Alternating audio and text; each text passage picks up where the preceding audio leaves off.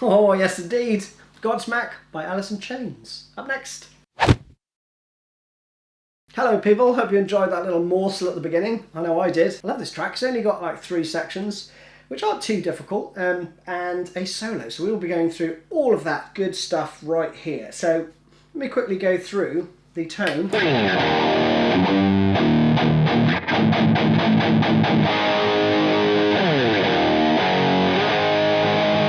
Fairly gainy as usual. I'm going with voice 2 actually for this. Anyway, there's my amp settings, if that means anything to you. And I'm using my Friedman BEOD, there's the settings up there, with a fair amount of gain, and the treble's up a little way as well. So again, make of that what you will. We're in Alice in Chains drop tuning, by the way, so get that sorted. It's a half step down. Every one of their songs is in that tuning, unless it's a drop D equivalent. But for this one, standard tuning, just down 1 step. So let's crack on with the first riff.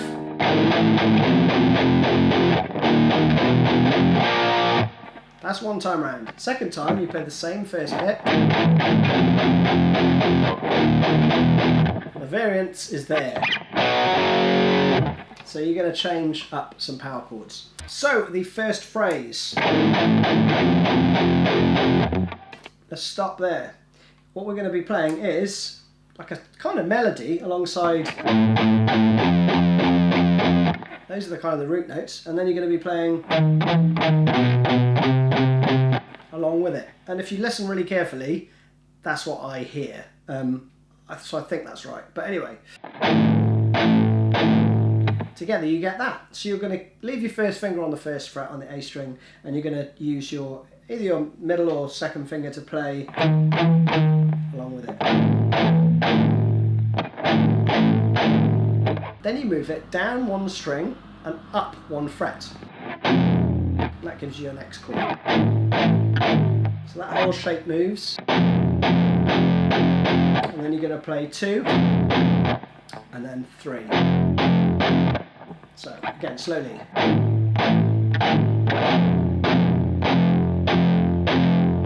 And that's the same for each time round, okay? The only variance is in the last 2 chords of the second bar and the 4th bar. So there's a rest for the first beat, and then you come in with this. Alright? That's fairly straightforward, you're just playing chromatically.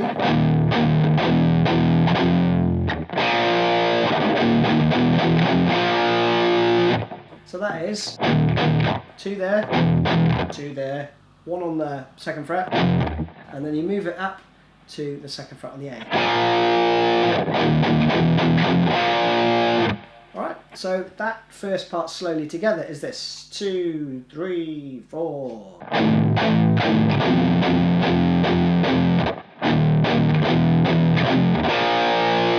Then you play the first part round again.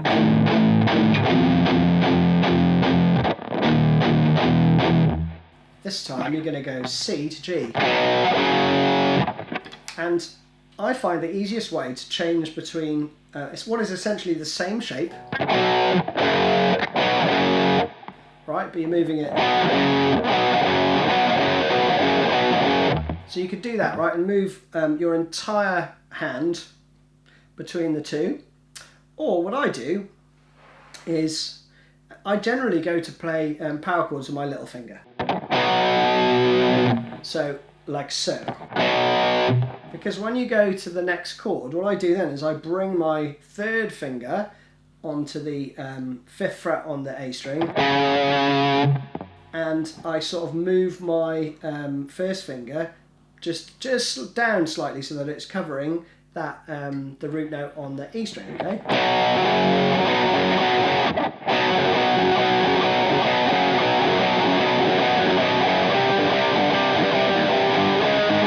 So you can get pretty quick at changing between. Now, if you're going to try it like that, it's going to be very staccato, but when you do it this way,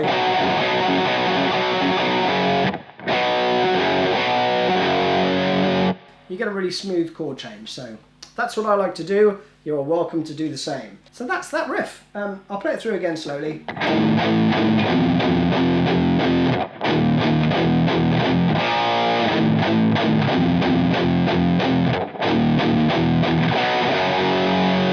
So, second riff is kind of a pre-chorus riff, I guess, and that goes like this.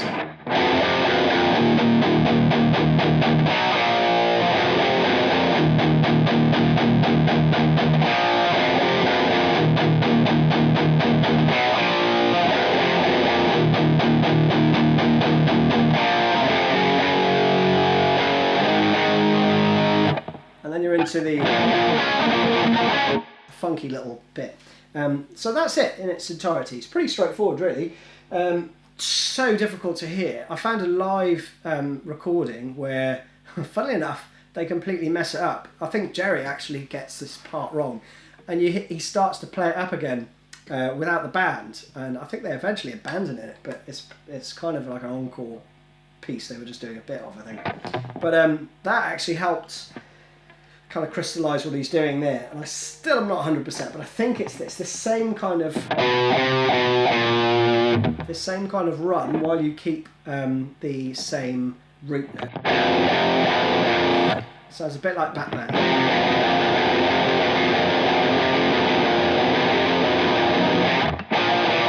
Etc. Right? So what he does is he starts with the second and third fret, doing this run. So 3, 4, 3, 2. And then your first finger stays there because you're playing some chugs at that part. So the first 4 8th notes are not palm muted. The next 4 are. And then in the second bar, you continue for another 4 chugs, and then this, which is the 5th fret to the 2nd fret on the A string. So that would be.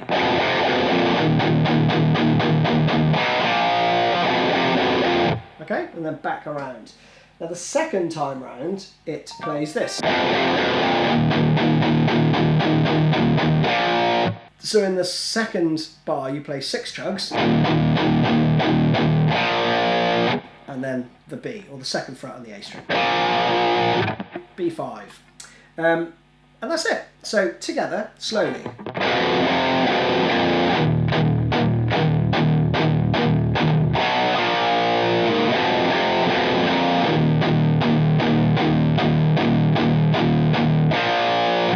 And you play both of those riffs round twice, right? So it's 4 measures with 2 variants, if you like. Coming out of that one, so this is the last one, you're going to go into this, which is pretty basic, right? It's just 2nd fret to the 3rd on the E string, again, 5th chord. So it's 2nd to 3rd, and then 3rd fret to 5th fret. Then we are into chorus riff, which is very funky. I thought it was all played up around here, which it is, but the last chord goes right down to here. At least that's what I see him play live, so that is what I'm teaching you. So let me play it through in full and then we'll break it down.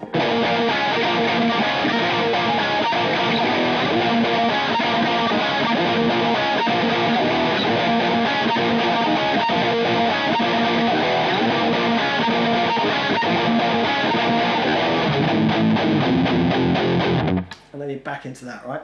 So pretty basic stuff. You don't really need to play the root note. I was playing it there a little bit, I think, but you can if you want.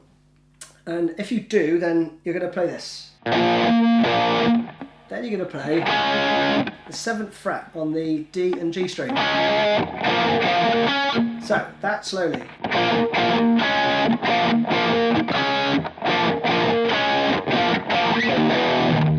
So that pattern is repeating. So you're going to play.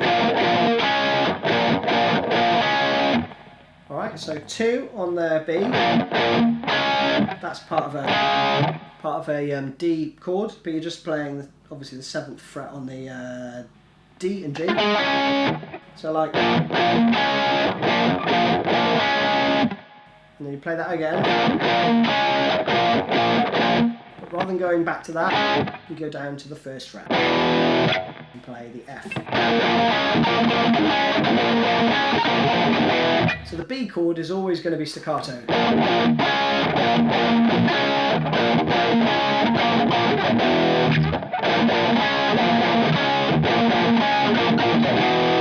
So make sure you get that staccato-y bit in there. And that is it. Then we're into the solo.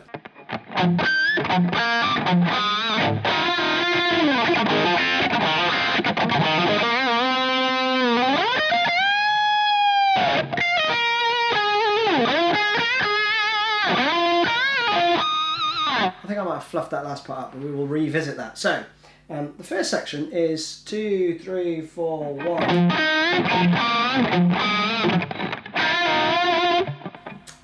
Pretty simple stuff, but the phrasing might get you. So it starts on the 1 and. So 1, 2, 3, 4, 1. Alright, so 4th fret there. And you're always playing the 4th fret to go.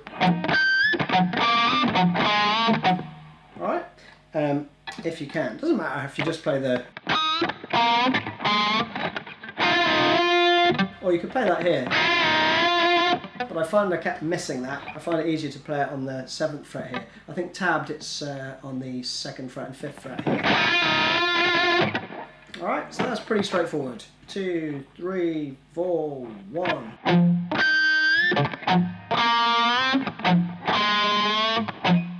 Alright, so that is just a bend on the 5th fret on the B. And try and get an artificial harmonic in there if you can. And the bend is an 8th note after you strike the note. So if you imagine it going, it's like that, but with just one pick. Alright, and that's it. So,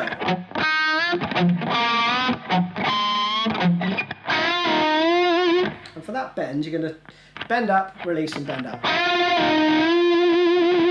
I'm a real fan of those lazy bends that sort of, you know, wave up and down. Then the next part is this, which is called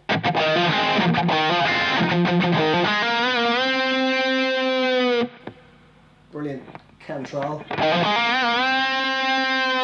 Another one of those double bendy things. So there's a fair few 16th notes in this. So you're going to start off with 2 muted, then a hammer on from the 2nd to the 4th, and then a double stop on the 2nd fret on the G and B. And then you repeat that again. So it's... Alright, so you're playing the same thing twice almost. The only difference is, first time this is muted, second time you're going to play the 4th fret on the D string.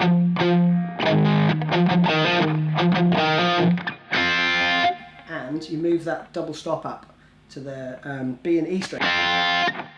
Okay, so... and then 4 at the end of the beat. So that first bar slowly.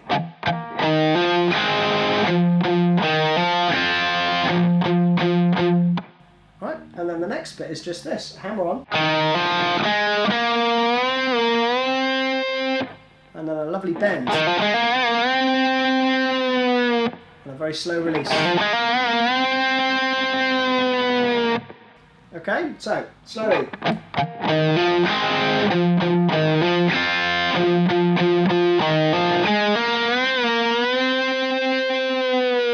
Next part, you're coming up the neck to the 18th fret with this kind of shape.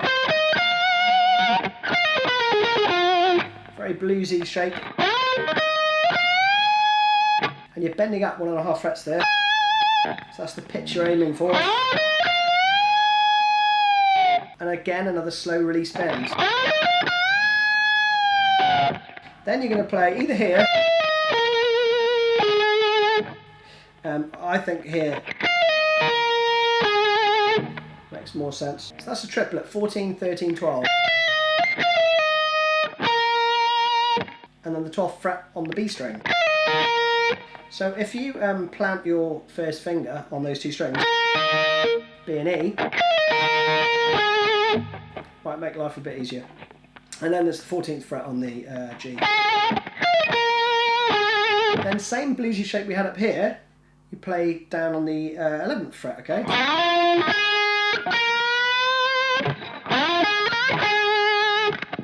And that phrase through. Okay, so that's the phrase, and subtle difference between the two is super bluesy. That's just a 4 bend there, so second time you're going to play. You're going to come in there just before the first bar, and then the next bend is actually 1.5.